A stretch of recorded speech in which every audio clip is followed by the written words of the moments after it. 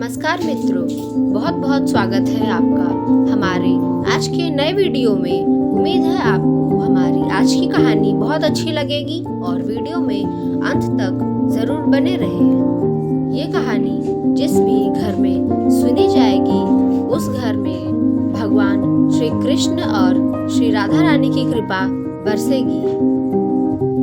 आज की कहानी का नाम है जब लड्डू गोपाल मुस्कुराए।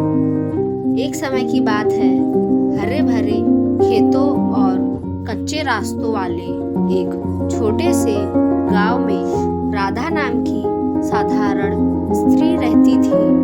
उसका घर मिट्टी का था।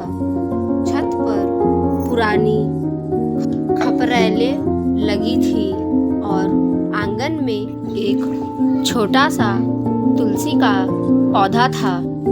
घर छोटा था पर उसमें श्रद्धा और प्रेम की खुशबू हमेशा रहती थी। राधा के जीवन का सबसे बड़ा सहारा थे उसके लड्डू गोपाल। वह उन्हें भगवान नहीं बल्कि अपने नन्हे बच्चे की तरह मानती थी। अगली सुबह जब सूरज की किरणें आंगन में पड़ी तो राधा की नींद खुली। उसे लगा जैसे किसी ने दरवाजा खटखटाया। वह उठी, दरवाजा खोला तो उसकी आंखें खुली की खुली रह गई। दरवाजे पर एक बड़ी सी टोकरी रखी थी। उसमें अनाज, दूध, माखन, फल और ऊपर एक पीला कपड़ा रखा था। राधा की आंखों से आंसू बहने लगे। हर सुबह सूरज निकलने से पहले राधा उठ जाती। वह सबसे पहले आंगन में झाड़ू लगाती, तुलसी को जल चढ़ाती और फिर स्नान करके साफ साड़ी पहनती। उसके बाद वह मुस्कुराते हुए अपने ठाकुर जी के पास जाती। उठो मेरे लाला, सुबह हो गई, वह बड़े प्यार से कहती। वह लड्डू गोपाल को गुनगुने पानी से नहलाती, मुलायम कपड़े से पोंछती और अपने हाथों से सिला हुआ छोटा सा कपड़ा पहनाती। कभी नीला, कभी पीला, जो कभी कपड़ा होता वह प्रेम से सजाती। भोग के नाम पर कभी थोड़ा सा माखन, कभी गुड़ की डली तो कभी सिर्फ सादा चावल, लेकिन हर भोग में प्रेम भरा होता था। राधा बहुत गरीब थी। दिन में वह लोगों के घरों में काम करती, कभी खेतों में मजदूरी करती। कई बार ऐसा भी होता कि दिन भर की मेहनत के बाद घर लौटने पर उसके पास सिर्फ एक सूखी रोटी बचती।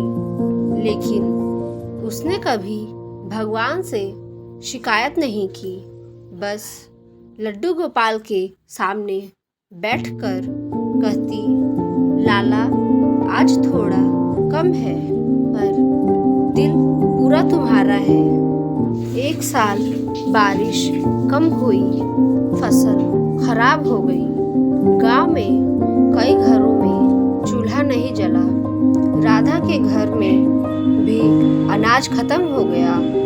उस दिन शाम को राधा बहुत देर तक चूल्हे के पास बैठी रही पर उसमें जलाने को कुछ नहीं था। उसकी आंखों से आंसू टपकने लगे। वह लड्डू गोपाल के पास गई, उन्हें गोद में उठाया और कांपती आवाज में बोली,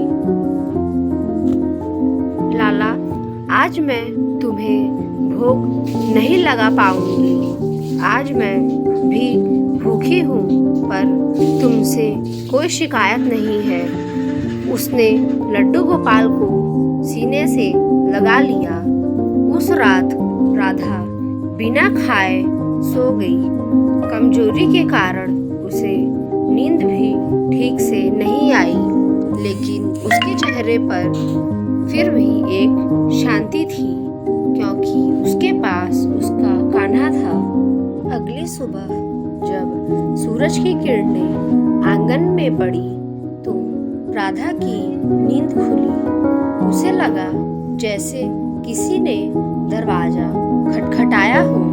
वह उठी, दरवाजा खोला तो उसकी आंखें खुली की खुली रह गई। दरवाजे पर एक बड़ी सी टोकरी रखी थी।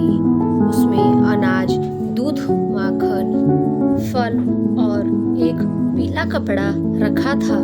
राधा की आंखों से आंसू बहने लगे। वह टोकरी छोड़कर दौड़ती हुई अपने ठाकुर जी के पास गई। जैसे ही लड्डू गोपाल को देखा, उसे लगा कि उनके चेहरे पर एक हल्की सी मुस्कान है। राधा हाथ जोड़कर फूट फूट कर रोने लगी। इस कहानी से हमें ये सीख मिलती है कि भगवान मंदिरों में नहीं, सच्चे दिलों में रहते हैं और लड्डू गोपाल प्रेम के भूखे होते हैं, भोग के नहीं। उम्मीद है आपको आज की हमारी ये छोटी सी कहानी बहुत पसंद आई होगी। जाते जाते चैनल को सब्सक्राइब करके वीडियो को लाइक शेयर ज़रूर करें अपने दोस्तों के साथ।